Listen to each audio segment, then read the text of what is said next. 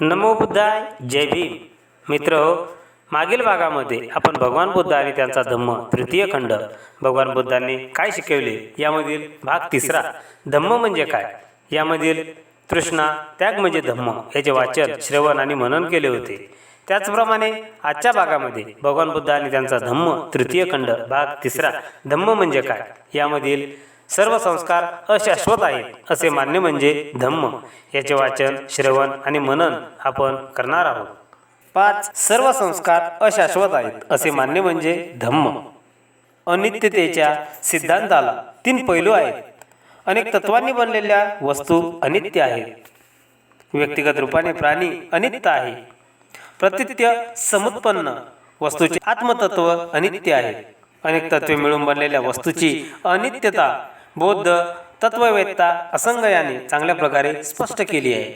असंग म्हणतो, सर्व वस्तू या हेतू आणि प्रत्यय ह्यामुळे उत्पन्न होतात. त्यांना त्यांचे असे अगदी स्वतंत्र अस्तित्व नसते. हेतू प्रत्यय यांचा उच्छेद झाला की वस्तूचे अस्तित्व ठरत नाही. सजीव प्राण्यांचे शरीर म्हणजे पृथ्वी, आप, तेज आणि वायू या 4 महाभूतांचा परिणाम होय.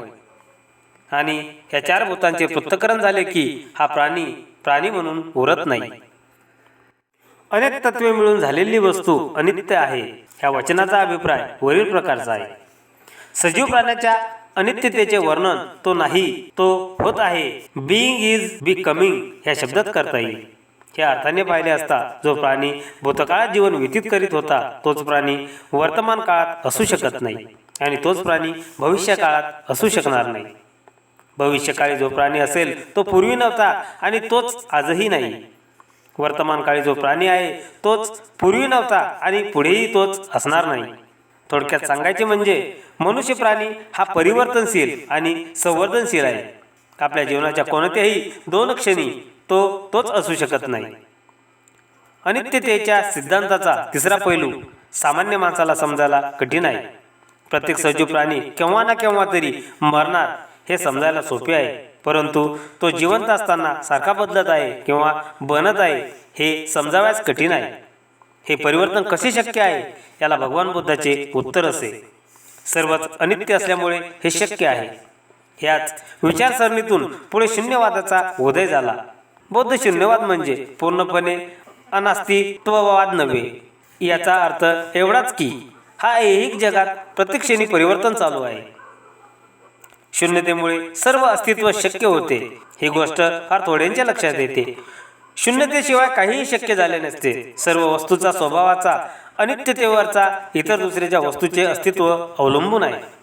जर वस्तू सतत परिवर्तनशील नसत्या, नित्य व अपरिवर्तनशील नसत्या, तर एका प्रकारापासून दुसऱ्या प्रकारात जीवनाचे जे उपक्रम आणि सजीव वस्तूंचा जो विकास चालला आहे याला विराम मिळाला असता. जर मनुष्य प्राणी मरणाधीन अथवा परिवर्तनशील नसता आणि एका स्थितीत तसाच राहिला असता तर काय परिणाम झाला असता. असे झाले असते तर मानवजातीची प्रगती कुठली असती. शून्य म्हणजे अभाव असे मानले असते तर मोठीच अनवस्था उद्भवली असती, परंतु तसे मानलेले नाही. शून्य हा एक बिंदू समान पदार्थ असून त्याला आशय आहे, परंतु त्याला लांबी रुंदी नाही. भगवान बुद्धाचा उपदेश असा की सर्व वस्तू अनित्य आहेत. भगवान बुद्धाच्या या सिद्धांतापासून बोध काय घ्यावायचा हा अतिमहत्वाचा प्रश्न आहे. या अनित्यतेच्या सिद्धांतापासून असा बोध घ्यावायचा की कोणत्याही वस्तूसंबंधी आसक्ती राखू नका.